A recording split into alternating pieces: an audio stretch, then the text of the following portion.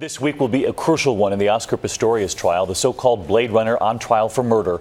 After weeks of brutal cross-examination, this is Pistorius' last chance to convince the court, and it could all come down to what he sounds like when he cries. ABC's Matt Gutman explains from South Africa tonight. Tomorrow, Oscar Pistorius' defense team begins making its last stand, trying to convince the judge that when the Blade Runner shot his girlfriend last year in his bathroom, it was mistaken identity, not murder. Challenging because last month, Pistorius was mauled in cross-examination. Say yes. I shot and killed Riva Steenkamp.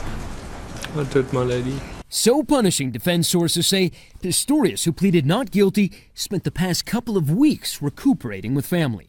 His team is expected to call to the stand 11 witnesses, among them an audio expert who will try to discount the damaging testimony of so-called ear witnesses like Annette Stipp.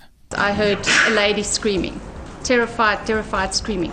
The expert is likely to bolster Pistorius' claim that he sounds like a woman when in distress and may even provide a sample of him screaming. And finally, expect a psychologist, says legal expert Emma Sadler. He'll, of course, raise the fact that he is disabled, that he has a heightened sense of vulnerability, and therefore more likely to shoot if threatened.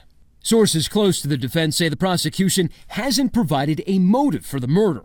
No jealous emails or text messages, save for this message Riva wrote him more than 2 weeks before the shooting. I'm scared of you sometimes, and how you snap at me and how you will react to me. Now, much of the state's evidence is indeed circumstantial, but that's only because there were 2 eyewitnesses there that night. One of them is dead, and the other, David, the prosecution accuses of lying on the stand. All right, Matt Gutman tonight. Matt, thank you.